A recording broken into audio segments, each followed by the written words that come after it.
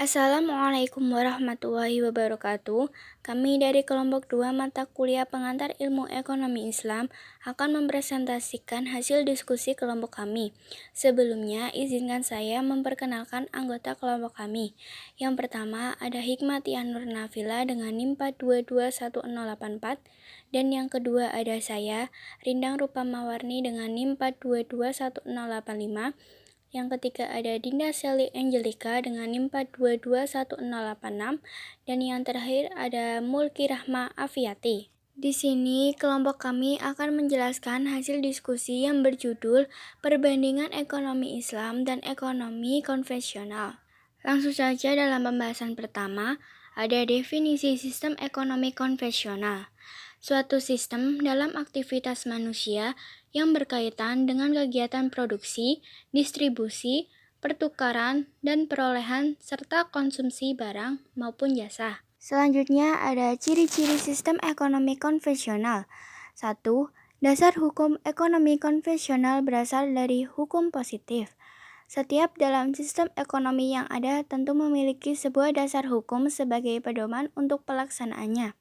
Dalam sistem ekonomi konvensional, dasar hukum yang digunakan ialah hukum positif. Ini berarti bahwa selama kegiatan yang dilakukan dalam sistem ini bersifat positif, maka hal itu diperbolehkan. Payung hukum yang digunakan dalam sistem ini lebih mengacu berdasarkan Undang-Undang Perbankan. Pembiayaan akan diberikan pada setiap pengajuan usaha selama usaha yang bergerak tersebut memiliki nilai positif dalam perekonomian negara. 2. Masyarakat memiliki hak untuk melakukan hak ekonominya. Dalam sistem ekonomi konvensional, jaminan sepenuhnya diberikan kepada setiap individu untuk dapat melakukan kegiatan ekonomi sebebas-bebasnya.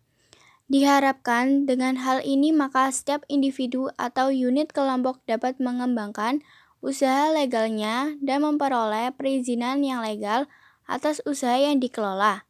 Selain ini, pemberian kebebasan ini diharapkan dapat merangsang pola pikir untuk lebih kreatif dan inovatif dalam berusaha. 3. Alat produksi berada di tangan perorangan. Sebelumnya sudah dijelaskan bahwa ekonomi berada di tangan masyarakat, sehingga segala alat produksi juga berada di tangan perorangan. Selanjutnya ada tujuan sistem ekonomi konvensional. 1. Manusia dimotivasi oleh kepentingan dirinya sendiri yang diekspresikan terutama melalui pencarian untuk mendapatkan keuntungan finansial. 2. Tindakan yang menghasilkan pengembalian finansial terbesar kepada individu atau perusahaan adalah yang paling bermanfaat juga bagi masyarakat. 3. Perilaku kompetitif lebih rasional bagi individu dan perusahaan daripada perilaku kooperatif. Akibatnya, masyarakat harus dibangun sikapnya di sekitar motif kompetitif. 4. Kemajuan manusia paling baik diukur dengan peningkatan nilai dari apa yang dikonsumsi oleh anggota masyarakat. Dan semakin tingginya tingkat belanja konsumen memajukan kesejahteraan masyarakat dengan merangsang output ekonomi yang lebih besar lagi pastinya. 5. Mementingkan dan meraup keuntungan sebesar-besarnya yang bersifat keduniawian. Selanjutnya ada definisi sistem ekonomi Islam. Suatu sistem ekonomi di mana dalam pelaksanaannya berlandaskan syariat Islam dengan berpedoman kepada Al-Quran dan Al-Hadis. Seperti yang dituliskan dalam buku karya M.B. Handrianto, berikut ini ialah beberapa definisi ekonomi Islam menurut para ahli. Di antaranya, menurut Hasan Aman, 1986, pengertian ekonomi Islam adalah suatu ilmu dan aplikasi petunjuk dan aturan syariah yang mencegah ketidakadilan dalam memperoleh dan menggunakan sumber daya material agar memenuhi kebutuhan manusia dan agar dapat menjalankan kewajibannya kepada Allah dan masyarakat. Menurut Sidey, 1992, pengertian ekonomi Islam adalah tanggapan pemikir-pemikir Muslim terhadap tantangan ekonomi pada zamannya. Dalam upaya ini, mereka dibantu oleh Al-Quran dan Hadis, serta alasan dan pengalaman. Menurut Nasution et al. 2007, Sistem ekonomi Islam adalah suatu sistem ekonomi yang didasarkan pada ajaran dan nilai-nilai Islam yang bersumber pada Al-Quran, As-Sunnah, Ijma, dan Qiyas atau sumber lainnya. Selanjutnya ada tujuan sistem ekonomi Islam. 1. Pemenuhan kebutuhan dasar manusia yaitu papan sandang, pangan, kesehatan, dan pendidikan untuk setiap lapisan masyarakat. 2. Memastikan kesamaan kesempatan bagi semua orang. 3. Mencegah terjadi pemusatan kekayaan dan minimalkan ketimpangan dana distribusi pendapatan dan kekayaan di masyarakat. 4. Memastikan untuk setiap orang kebebasan untuk mematuhi nilai-nilai moral. 5. Memastikan stabilitas dan juga pertumbuhan ekonomi. Selanjutnya ada ciri-ciri sistem ekonomi Islam. 1. Adanya pengakuan terhadap hak individu namun dibatasi agar tidak terjadi monopoli yang merugikan masyarakat umum. 2. Adanya keyakinan bahwa manusia hanya memegang amanah dari Yang Maha Kuasa. Segala kelimpahan harta yang dimiliki manusia ialah berasal dari Allah yang Maha Segalanya. 3. Adanya pengakuan akan hak umat atau umum di mana hak umat lebih diutamakan dibanding hak lainnya. 4. Adanya konsep halal dan haram di mana semua produk, barang dan jasa harus bebas dari unsur haram yang dilarang dalam Islam. 5. Adanya sistem sedekah yaitu distribusi kekayaan secara merata dari yang kaya kepada yang kurang mampu. Selanjutnya ada prinsip sistem ekonomi Islam. 1. Mencegah kesenjangan sosial. Dan dirikannya sembahyang, tunaikanlah zakat dan taatlah kepada Rasul supaya kamu diberi rahmat. Quran Surat An-Nur ayat 56. Dalam ekonomi Islam diutamakan untuk memberikan bantuan kepada orang lain yang membutuhkan. Meskipun tetap memperbolehkan kompetisi, hal ini bukan berarti mengesampingkan kepedulian terhadap orang lain dan lingkungan. 2. Mencari dan mengelola kekayaan alam. Apabila telah ditunaikan sholat, maka bertebaranlah kamu di muka bumi dan carilah karunia Allah, dan ingatlah Allah sebanyak-banyak supaya kamu beruntung. Quran Surat Al-Jum'ah ayat 10. Dalam prinsip ekonomi Islam, setiap manusia diharuskan mencari dan mengelola sumber daya alam sebaik-baiknya.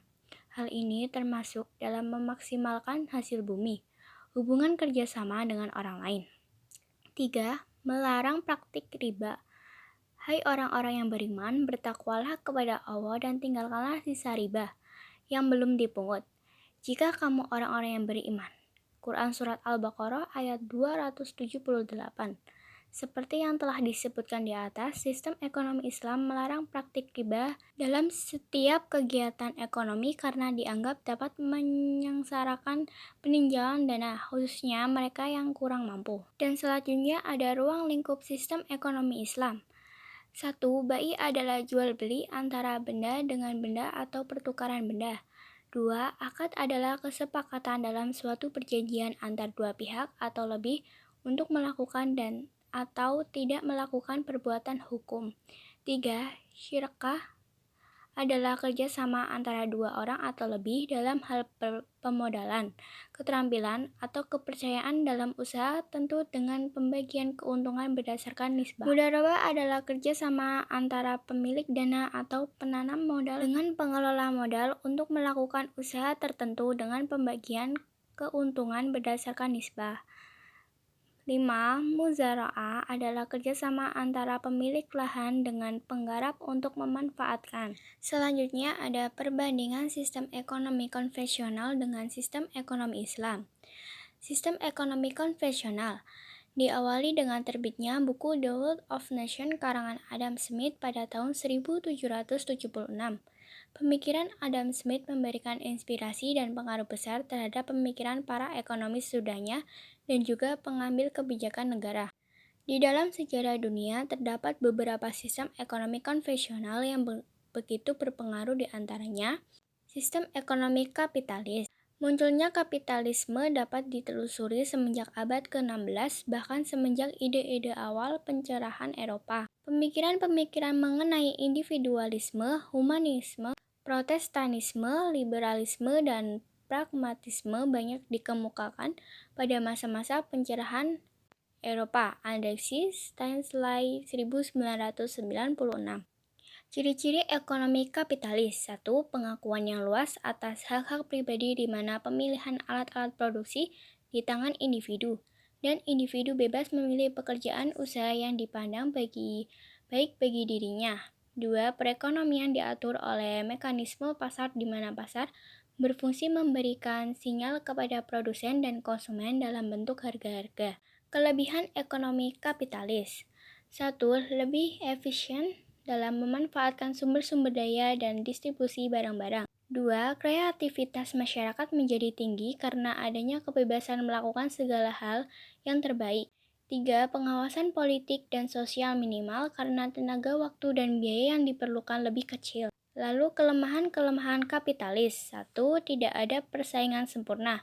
Yang ada persaingan tidak sempurna dan persaingan monopolistik. 2. Sistem harga gagal mengalokasikan sumber-sumber secara efisien karena adanya faktor-faktor eksternalitas tidak memperhitungkan yang menekan upaya buruh dan lain-lain. Lalu, sistem ekonomi sosialis, gerakan ekonomi yang muncul sebagai perlawanan terhadap ketidakadilan yang timbul dari sistem kapitalisme. Ciri-ciri ekonomi sosialis. 1. Lebih mengutamakan kebersamaan kolektivitas. 2. Masyarakat dianggap sebagai satu-satunya kenyataan sosial, sedang individu-individu fix belaka. Tidak ada pengakuan atas hak-hak pribadi atau individu dalam sistem sosialis. Kelebihan ekonomi sosialis. 1. Setiap warga negara disediakan kebutuhan pokoknya, termasuk makanan dan minuman, pakaian, rumah, kemudahan fasilitas kesehatan, serta tempat dan lain-lain. Semua pekerjaan dilaksanakan berdasarkan perencanaan negara yang sempurna di antara produksi dengan penggunaannya.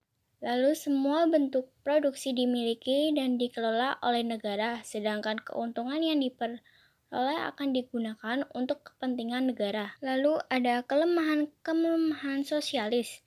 Tawar-menawar sangat sukar dilakukan oleh individu yang terpaksa mengorbankan kebebasan pribadinya dan hak terhadap harta milik pribadi hanya untuk mendapatkan makanan sebanyak 2 kali. Sistem tersebut menolak sepenuhnya sifat mementingkan diri sendiri, kewibawaan individu yang menghambatnya dalam memperoleh kebebasan berpikir serta bertindak. Ini menunjukkan secara tidak langsung sistem ini terikat kepada sistem ekonomi diktator.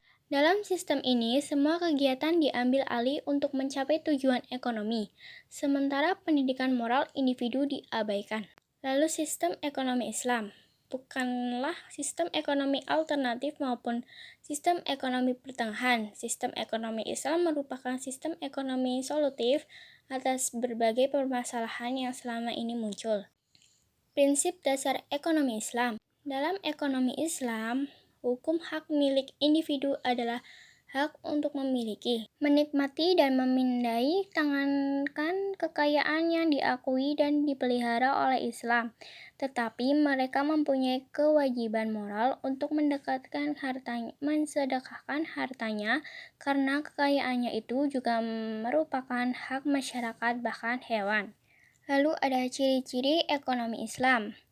1. Harta adalah kepunyaan Allah dan manusia merupakan khalifah atas harta. 2. Ekonomi terikat dengan akidah, syariah, hukum, dan moral.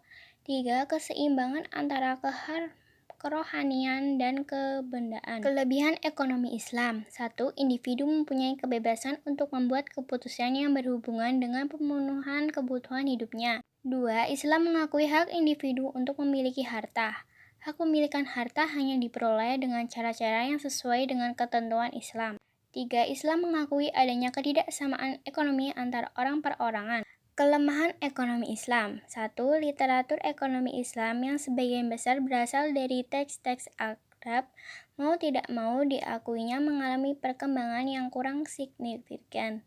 Praktek ekonomi konvensional lebih dahulu dikenal oleh masyarakat. Lalu beberapa negara yang menggunakan Islam sebagai pedoman dasar kenegaraan ternyata belum mampu sepenuhnya mengelola sistem perekonomiannya secara profesional. Sekian video presentasi dari kelompok 2. Selebihnya kami mohon maaf apabila ada kata-kata yang tidak berkenan atau salah dan penulisan dalam PPT yang salah.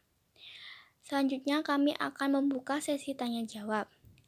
Sekian video presentasi dari kami. Wassalamualaikum warahmatullahi wabarakatuh.